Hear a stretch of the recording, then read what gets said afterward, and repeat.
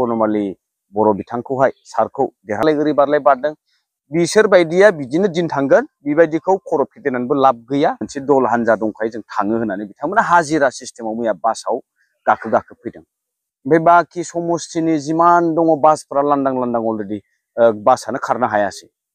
खुलुमबाय बयनिसिमबो जोंनि सुबुनखाथा प्राइमारिनि वमेन्सनि आफादगिरि आरो गासै महिला लोगोफोर जोंनि बागानपारा समस्थिनि फरेन्द्र एमसिएलए माबायाव बिजेपियाव थांदोंब्लाबो जों रावबो महिलाफोरा जेबो उसुबिदा साननाङा बा दुरबल जानाङा। जोंनि बिपिएफ हान्जायाव खुलुमबाय रायजोफोर गाबस्रेंबो होननानै मिथियो बिथांखौ फलिन्द्र बसुमतारीबो सोमोन्दोआवलाय आबौबो जायो आं। दा बिथांनि थांनायखौ लानानै सोरबाफोरासो क्रेडिट लागासिनो दं नाथाय जों बिपिएफ हिसाबै बिपिएफ हान्जाया बिथांनि थांनायजों एख' खहा जायाखै। मैखोमै जुदि बुंनो थाङोब्ला सुबुनखाथा ओनसोलाव सुबुनखाथा प्राइमारियावनो बिथांनि थांनायखौ लुबैदोंसोमोन। गोबां रायजो राजाफ्रा दिनै गोसोनि बाथ्राफोरखौहाय फोरमायनानै लाबाय स्रां स्रिं जाजोब्बाय बिथांमोना ओरैबायदि गोजोननाय मोनदों बिथां थांनायनि थाखाय। दिनै सासे थांदों दिनै हाजारा दिनै फैनो थाखाय दिनैनि प्राइमारि अफिसावनो जमा जाफैनानै दङ। दा सोरबायदिया क्रेडिट लादों बै सानैसो बिथांजों बेरायफाग्रा थांफाग्राफ्रा दिनै गुबुन हान्जायाव दिनै बिथांमोना थाइनैसो गरनैसो फैसानि थाखाय खारफानायखौ जों नुगासिनो दङ। मुंखौ लालायोब्ला गाज्रि जागोन बिसायख'थिनि सम जिहेतु गाबोन भट थुनांगौनि समाबो जाफैबाय। दा बिदियावहाय बिथाङा दिनै एक्स एमसिएलए हिसाबैबो 5 बोसोरा खुंथाइ गोहोआव थाबाय 17 बोसोर बिपिएफ हान्जानि जानानै खामानि मावबोबाय। दिनै बे सानसे साननैनि गेजेराव बिथाङा धैर्य गैयैया बेनो फोरमायो जे बिथाङा सासे दैदेनगिरि जानायनि बिथांनाव जयग'था गैया। बिथाङा दासिमबो बै गोदोनि फुराना सिस्टेमावहाय सानबाय थायो। हारसिंनो अख्रा गावनि गंग्रामिखौ लानानैहाय दिन्थिनो नाजानाया बे गावनि मुर्खतानि फोरमान होनाय जादों। बेनि अनगा जों नैबे समनि लाइमोनफोरा बिथांखौहाय धिक्कार होयो सोंखारियो। दिनै बिथाङा बिपिएफनि गावनि आंगो जानो हायासैब्ला दिनै गुबुननि बिजेपि बायदि दोलोनि बिथांखौ गनायगोना बे सहज बाथ्रा नङा। बेनिखायनो दिनै खोनादों बिथाङा अबेबा सिरि खारखोमानानै दंहैयोनो। बिथांनि फर्मुलाया दिनै फेलें जाबाय।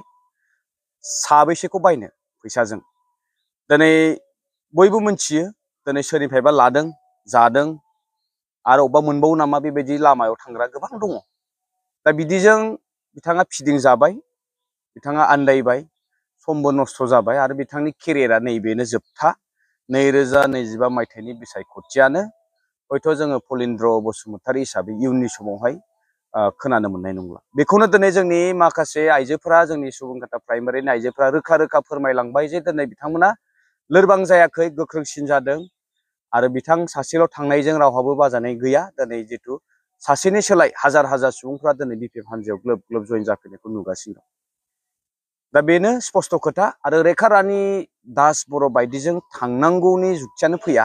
जों मिथिगौ जोंनि सुबुनखाथा हालामाव मोनसे समाव बैथाबारि गामि आरो जोंनि दाब गामिफ्रावहाय जोंनि ओनसोलाव जोंनि सुबुनखाथा ओनसोलाव रेखा रानि दास बर'आ मा खालामदोंमोन मा खालामाखैमोन दिनै बेफोरखौ बुरखांफिननांगौनि जाहोन दंबावो होननानै आं सानाखै। जिहेतु बयबो मिथियो एजिपि दलनि जानानै सासे केबिनेट मिनिस्टार जालायनाय सासे मन्थ्रिया बै समाव जोंनि गेजेराव बेसेबां गाज्रि थासारि लाबोदोंमोन। गावजों गाव माने बायदिसिना बुलाय सुलाय आरो गोबां दंबावो आं जिहेतु ससियेल मिडियायाव बेखौ बुंथावा। जियानो हक रायजो नोंथांमोना बुजिखायो मोनथिखायो दिनै सा ससेयाव बबेनिफ्रायबा फैनानै बर' जिहेतु जोंनि बे बागानपारा समस्थिया एसटि जिहेतु बिथांमोना बिजेपि दोलो हिसाबै गावसोरनि फोथायजाथाव रावखौबो मोनैलाय रेखा रानि दास बर'खौ होनाया ओंथिया बेनो जे बिथाङा दिनै जोंनि नङा गुबुननि जानानै दिनै बिथांमोना जोंनावहाय प्रस्तुत खालामदों आरो बेनि थाखायनो जोंनि बर' रायजो राजाफ्रा सांग्रां जानांगौ। बेनिखायनो जोङो दिनै मैयानि जितु प्रग्राम थांबाय बिजेपि हान्जानि जों मा नुखो लांदां बासखौहाय गुबुन जायगानिफ्राय लाबोनानै जोंनि सुबुनखाथायाव जिहेतु बिपिएफनि मोनसे धौआ दंखायो आरो बागानपारा समस्ति हिसाबैनो बिपिएफनि धौआ मोनसे दंखायो। दा अंकखौ नायहरोबा जों जोबोद स्पष्ट जानो हायो जिहेतु थांनाय बाराव बिथांमोना बिजेपि इउपिपिएल आरो एजिपि लोगो नांनानै जिएसपि लोगो नांनानै बिथांमोना 32,000 भट मोननो हादोंमोन।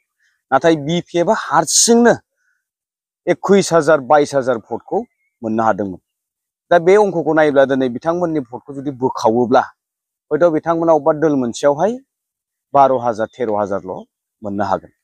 दा बिपिएफआ स्पष्ट दिनैनि समावहाय बिपिएफआ आरोबाव जोंहा थांनाय एमपि इलेक्शननि जिहेतु मोनसे स्करमोन बेनिख्रुइ एबार एसे गोबांसिन जाबावगोन होननानै जोङो आसा दङ आरो बे जाथारगोन। जितु मैया बिथांमोना मोनसे दोहौ दिन्थिनो नागिरनाया बा बिथांमोननि नाजानाया बिथांमोननि सेस्ताया दैयावनो थांबाय होनना बुंनांगोन। सानसेनि हाबाफारिजों मोनसे हुलुस थुलुस गारि बासनि मोनसे श' खालामनाय बायदि जोङो मोनदों। बास गंसेयाव साब्बाल' मानसि फज'नानै लाबोदों बबेबा फाथा सारकुसि टिहु नलबारिनिफ्राय बिथांमोना मोनसे स्पेशेल माने मिथिं गाग्रा हान्जा दंलायोनो बिथांमोना।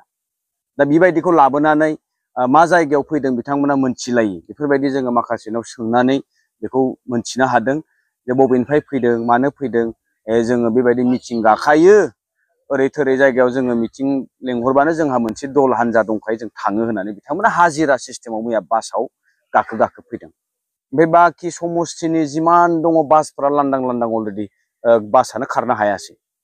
दा बेफोरबायदिखौ लानानै बिथांमोना दिनै मोनसे ढौ सृष्टि खालामनो साननाया फैमाल जाबाय फेलें जाबाय। ओंखायनो जोंनि रायजो राजाफ्रा बेवहाय बिथांमोननि ढौखौ नायनानै गोनो गोथो जानांगौनि खुनु बाथ्रा फैया। आरो बे सासे थांनायजोंथ' आं दानि बावैसो बुंखांबाय सासे थांदों हाजार जोंहाव दिनै मानसिफ्रा गोसो स्रां जानानै फोरमायजोबखाबाय। बुहुद सिगाङावनो थांजानो लुबैदोंमोन नाथाय मुहुर्त समाव थांदोंब्लाबो जोंहा पजिटिभ पइन्ट दासिमबो जोंहा मोनसे मोजां पजिसनाव दङ। ओंखायनो देरहानाया 100% नांगोलानो देरहागोन आरो सरकार दागोनाथ' रोखाखा। बाखि जोंनि बाक्सा हिसाबै जोङो साब्रै देरहाहरनो हायोबा जोंहा मोजांनि बाथ्रा। खिन्थु क'क्राझार आरो चिरां उदालगुरि लोगो नांनानै अलरेडि सरकार दागासिनो दंखायो। दा थाहैबाय जोंनि तामुलपुर आरो बाक्सा बे मोननै जिल्लायावहाय जोंहा गासै 7 एमसिएलए बा बिजाथि देरहाहरनो हायोबानो जोंहा सरकारा माने एबसलिउटनिख्रुइ आरो नांगौनि बारा हिसाबाव जोंहा मोनहैखाबाय।